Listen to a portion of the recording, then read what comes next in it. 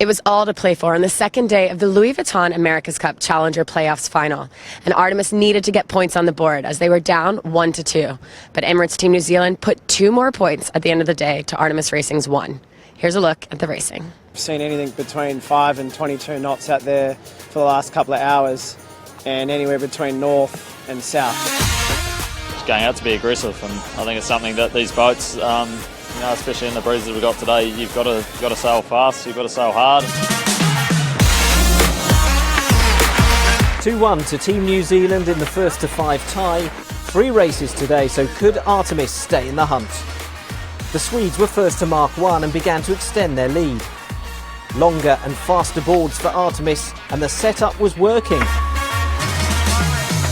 A real scare on leg 5, nosedive, skid. Helmsman Nathan Outridge regained control to extend the lead again and square the tie.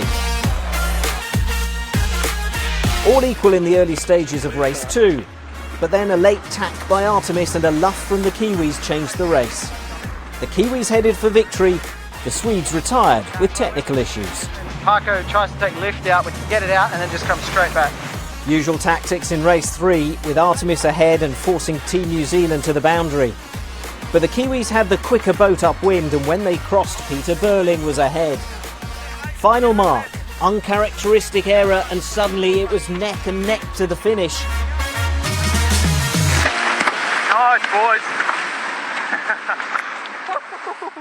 I'm joined today by Andrew Campbell, one of the tacticians of Oracle Team USA. What has your team thought so far of this pairing between these two teams? Yeah, we've been watching them very closely. You know, these guys are 2 tough teams, and we're really looking into every detail of their programs that we can see, you know, from off the water, you know, looking through all the video. We've been on the water watching them go in and out of the water, making sure we know what they're doing, what they're changing, and how they're improving. And there's no doubt they are. So, you know, we're kind of trying to make sure that we're changing as well, improving as well, and we'll be ready for the fight when they get there. Who do you think at the current moment has the upper hand? I mean, we know how the scoreline sits, but who are you guys worried about? Sure. Well, we're worried about both teams. You know, we're focused on them. We're making sure that, you know, that we are aware of every detail that these guys are going to bring to the match. And so that means that either team could win today, and we're going to be ready for either team. You know, the reality is that the Kiwis seem quick. They don't get off the line well, and they're pretty happy with that, it seems like, which is pretty interesting from our standpoint. You know, both of these teams, you know, have been pretty tame in the starts, and so, you know, we've been carefully kind of monitoring their pace, because up the racetrack, you know, the Kiwis are fast, and so, you know, we're going to have to find a way to get around that. So what about the strengths and weaknesses then of Artemis Racing? You know, Artemis have a really organized plan. You know, they get into every start in very similar fashion. And yesterday you saw them when they had that kind of breakdown or software issue between races. You know, they were running through some practice laps before races, which is not their routine. You know, maybe it threw them off a little bit. You know, they're a very routine-oriented team, and so, you know, we're kind of monitoring that situation as well. And they seem to get a little flustered every once in a while, but you know, they're as strong a team as any involved in this competition, and that's why they're still here.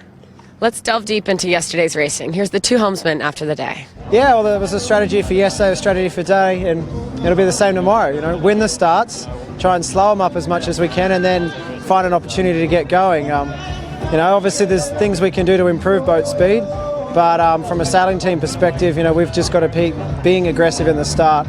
You know, we've won every start so far, and you know, that's about all we can do. From there, after that, you know, keep them behind you as best you can.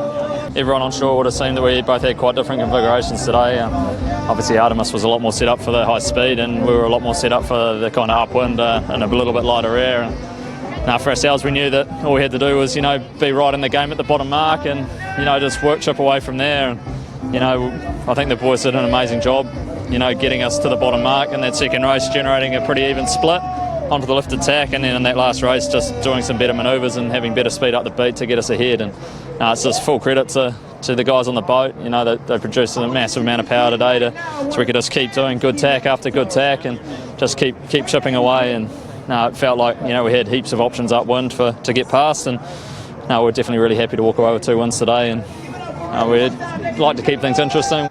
Okay, so Nathan has said he's 6 from 6 from the starts. He clearly feels confident in their starting. What do you think's going on? Is it Nathan doing that well, or is it Pete Burling and Emirates Team New Zealand maybe messing them up a little bit? Yeah, it's hard to know. You know, Pete was late for the first start for sure. Their time and distance wasn't right. The next 2 starts were close, and you know, I think that if Pete had been on faster boards, maybe they would have gotten around him. Maybe they wouldn't have gotten squeezed at Mark 1 like they did. But the reality is both these teams are on time most of the time, and they just get flustered when there's another boat next to them. So they've both been avoiding each other, is what it looks like. And they're gonna have to adjust that when they get into the pre-starts against us. And so we're gonna have a different look when they get to our racing. But the way they're racing against each other, they look like they're just trying to let their boat speed do the talking. And I think that it's pretty interesting that Pete is happy to let Nathan lead to Mark 1.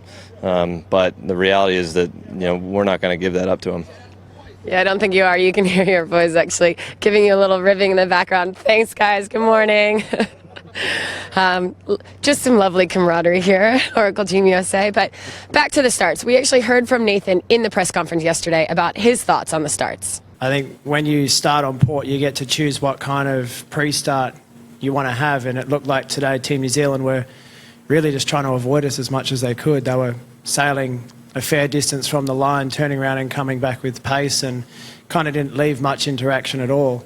And so, I think when we went on port, we turned back a little bit earlier and made a little bit more of a race of it. Obviously, we're happy with our starting skills, so we're being pretty aggressive. And, it's... I guess, when you're confident in the starts, you're happy to take them on, and I'm sure Pete will have something to say there, but, you only get 2 minutes, so there's not a whole lot you can do in that 2 minutes as well. Okay, a pretty good description from Nathan about the starts, but enough about the starts for now. The first race, Artemis Racing took the win, but they did have, as you said, an issue at some point on that upwind. What was going on? Yeah, they tried to give it away. I mean, they've been trying to give away a lot of these races, but that one looked like a software or hardware issue, whether or not it was a hydraulics problem, they didn't have enough pressure, or like Nathan said, he said it was a button issue, and that can be from all the rain we had in the morning. There's all kinds of electronics and buttons that don't really like water in reality, which is a tough go on these boats. But they had some kind of issue that was hampering them in their tacking, and they fixed it. So the reality is that the boat was probably performing at its worst in the race that they won. So that's interesting. Like the guys they're definitely fast enough to get around the track, and they just have to keep doing what they're doing and stay in front. Well, we saw in the second race a luff by Emirates Team New Zealand. Artemis Racing essentially lost that race in the match racing part. Yeah. Well, honestly, I think Ian made a mistake in that situation. I think a lot of sailors would have watched that scenario coming into the boundary. Those guys put in a failed lee bow. They couldn't get rid of him by the time they got to the boundary, and you knew they were going to be bleeding out after that tack. And so, just to watch them bleed out like that is just painful. The mistake was really obvious, and it cost them a big point in this match. To come into today with a tied score would have been a completely different storyline. It would have been. So after that, they actually did retire. They fixed whatever the hydraulics problem they were having. Then the final race, again, we see Artemis lead at the start. Again, we saw Emirates Team New Zealand take over. At some point, it looked like the race was over. And then right in the final jibe to the finish line, when you thought it was game over, what happened there? Yeah, well, that's what they say when it's a one-mistake race. The gap can be hundreds of meters, and it's not a big mistake. Like Pete said, it looked like he missed that ley line and didn't prepare his team to make the two jibes into the finish. I don't know whether he just wasn't ready for it in his own head or whether he just hadn't communicated it to their team, but the communications on board that team are interesting to listen to. There's not a lot of chatter. Peter does most of the tactics himself, and so he doesn't feel the need to paint the picture for his squad, and I think that may have nearly cost him a point there. Okay. So today, it could all be summed up today. It should all be summed up today. Who do you guys want to be racing next weekend in the America's Cup match? We don't care. We're going to race against the fastest challenger, and we're going to try and beat him. And are you confident you can? Every day we go sailing, we're making sure that we're putting out a faster piece of equipment. Are you going sailing today? Absolutely. Thanks, Andrew. Great to hear from you. Okay, so the scoreline as it stands. Emirates Team New Zealand leads 4 to Artemis Racing's 2.